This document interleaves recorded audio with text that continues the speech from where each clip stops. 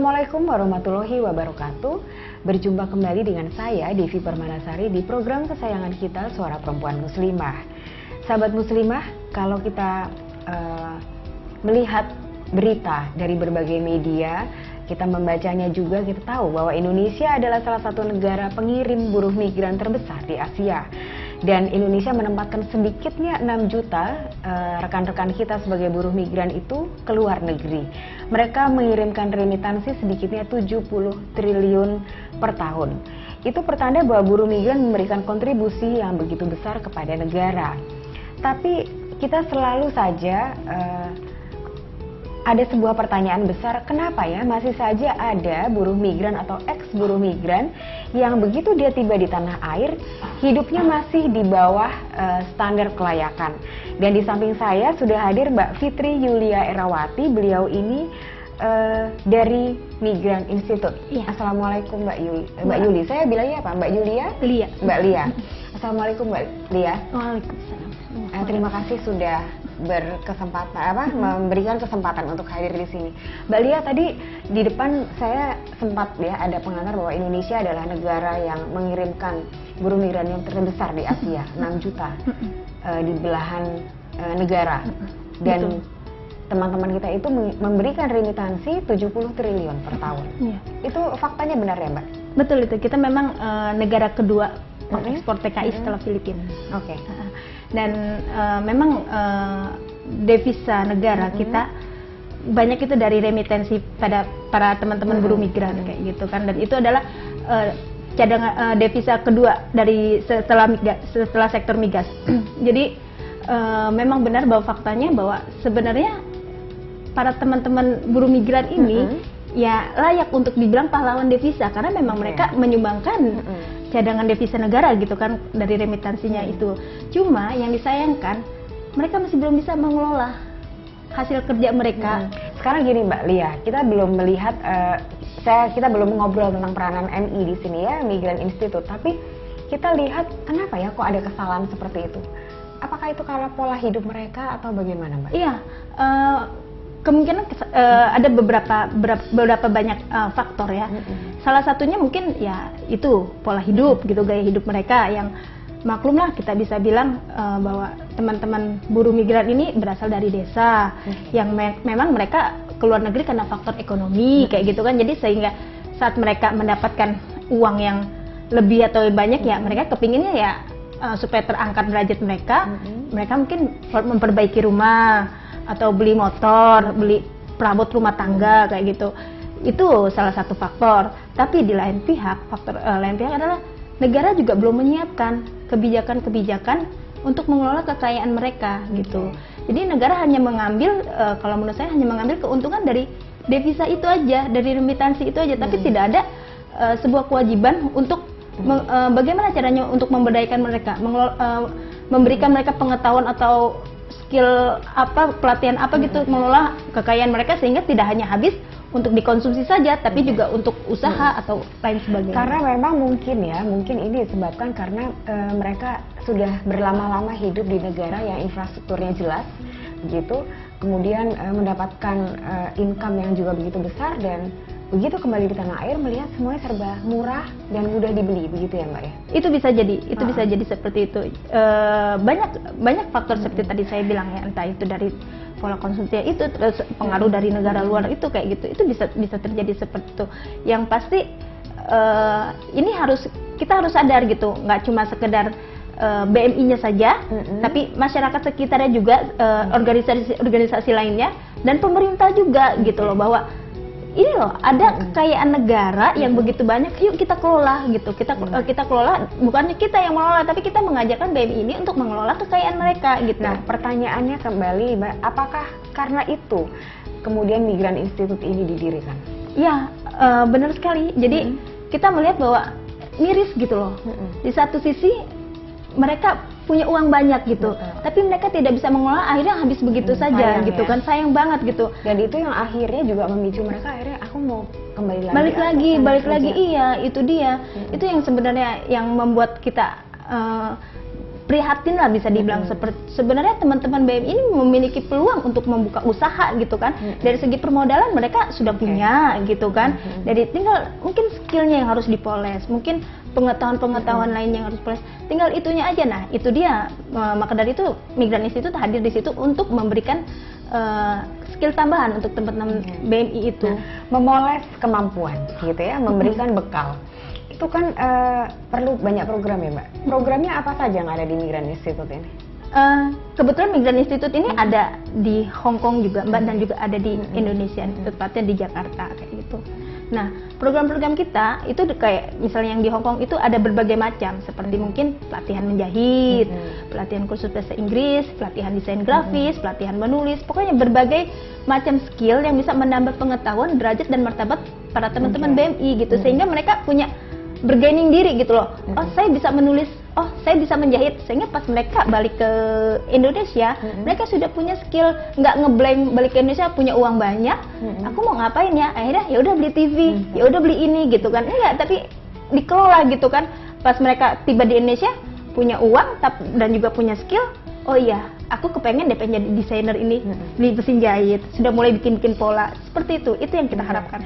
Jadi berarti di sini BMI ini ya, itu bisa mendapatkan pelatihan itu melalui Migran Institute. Iya. Dan Migran Institute ini hanya ada di Hong Kong dan Indonesia. Iya, saat ini baru saja ada di Hong Kong dan sementara Indonesia. kan BMI kita ini tersebar ya di belahan negara. Ada kemungkinan tidak akan juga didirikan BMI yang pasti Mbak, kita kepinginnya tuh ada di berbagai negara gitu kan.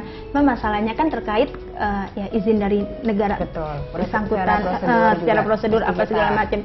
Iya, yang kita kuatkan adalah yang di Indonesia ini gitu, seperti itu. Oke. Nah, menguatkannya bagaimana Mbak? Ada apa di sini ya yang di Indonesia ini? Ya, kita di Indonesia ini menguatkan mereka dari kalau yang masih ada keluarganya kerja di luar negeri, itu kita siapkan keluarga yang ada di Indonesia gitu kan. Jadi berarti tidak hanya buruh migrannya saja, tapi keluarganya juga. Keluarganya juga. Jadi misalnya nih, sayanya ada di luar negeri, nah keluarga saya itu nanti akan dilatih. Misalnya keluarga saya kepengen, atau saya yang di luar negeri saya kepengen nanti punya usaha tuh konter pulsa gitu. Nah, karena saya kerja di luar negeri, saya hanya modal gitu kan. Nah, keluarga saya ini entah adik saya atau suami atau siapa, dia nanti yang akan mengelola konter pulsa di Indonesia gitu kan. Dan itu akan didampingi oleh MI. Nah, itu MI akan mendampingi itu, memberikan pelatihan, kita pelatihan teknik apa handphone kayak gitu. Seperti itu, sehingga nggak modal yang mereka ini penyalurannya tuh pas gitu, nggak konsumtif tadi seperti itu. Mbak Lia, mungkin tidak sih di segmen berikutnya nanti kita akan bertemu dengan para buruh migran yang sudah mengikuti program-program MI dan akan berbagi bersama kita. Gitu. Mbak Lia, terima kasih banyak, obrolan yang sangat menarik. Akhirnya sahabat muslimah dan juga seluruh pemirsa menjadi tahu apa itu MI dan terjawab sudah. Kenapa masih banyak buruh migran kita yang hidup masih di bawah standar kelayakan gitu ya. Dan meski sekilas kita bisa menangkap bahwa MI adalah sebuah ikhtiar yang didirikan untuk menjadikan para BMI kita mempunyai kesadaran kemandirian. Begitu ya Mbak? Betul. Jangan kemana-mana, saat lagi kita akan lanjutkan obrolan menarik kita justru dengan para ex-BMI-nya. Saat lagi bersama kami di program Suara Perempuan Muslimah.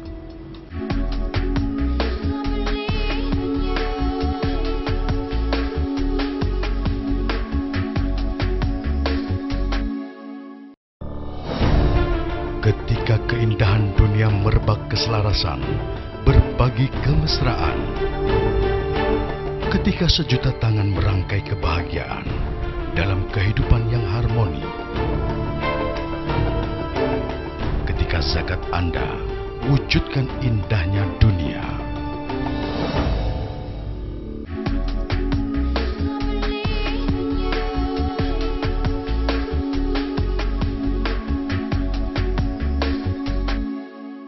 Iya.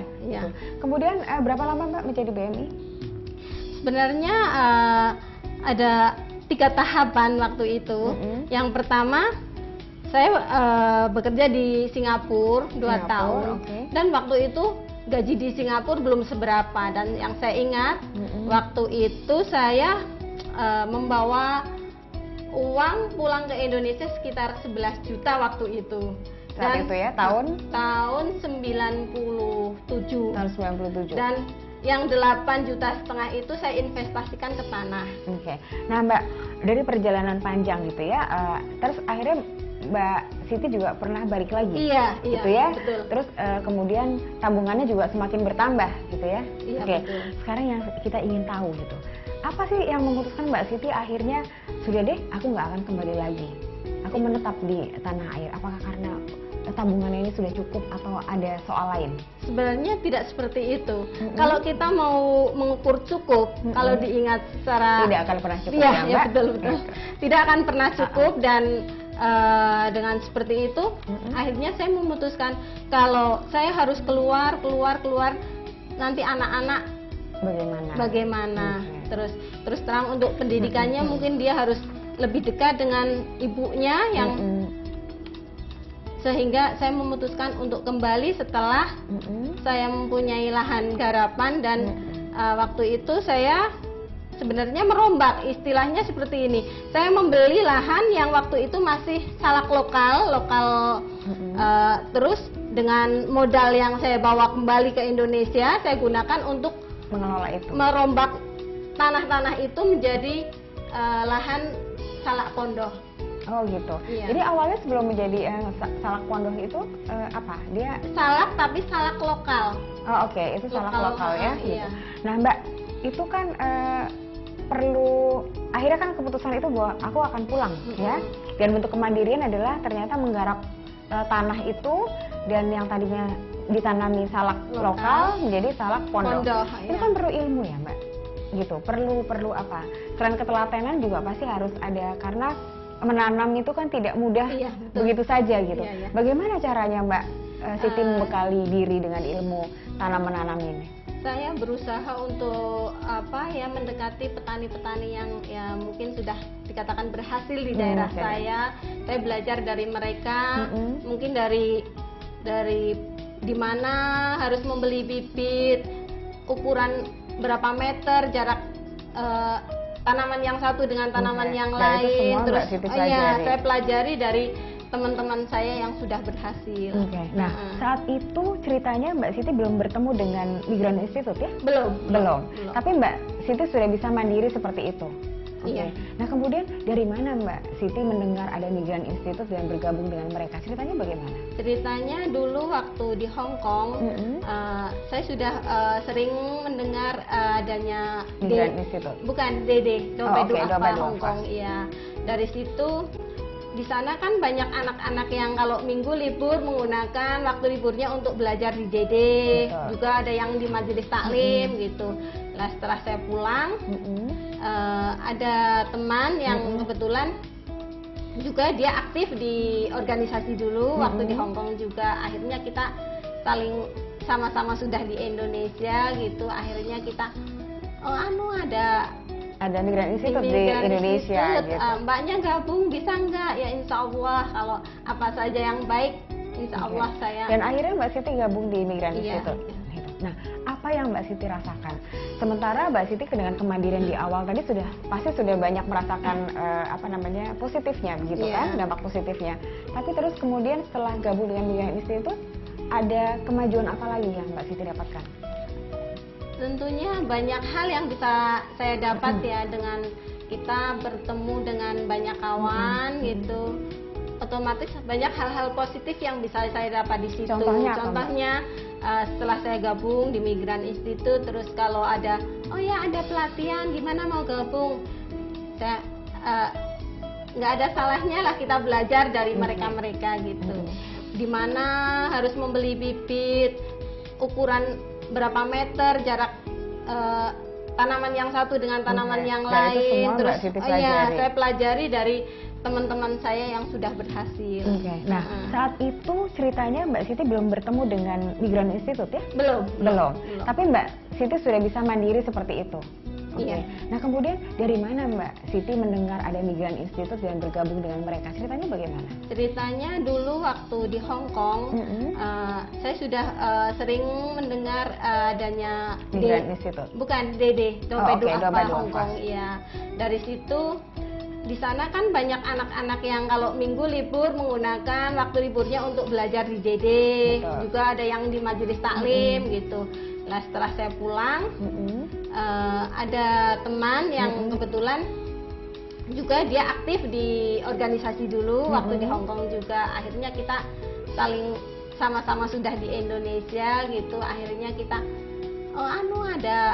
ada Migran Institute di Indonesia gitu. Mbaknya gabung bisa nggak? Ya insya Allah kalau apa saja yang baik insya Allah saya. Dan akhirnya Mbak Siti gabung di Migran Iya. Institute.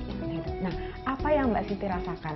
Sementara Mbak Siti dengan kemandirian di awal tadi pasti sudah banyak merasakan positifnya begitu kan, dampak positifnya.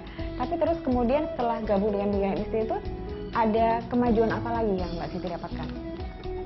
Tentunya banyak hal yang bisa saya dapat ya dengan kita bertemu dengan banyak kawan gitu.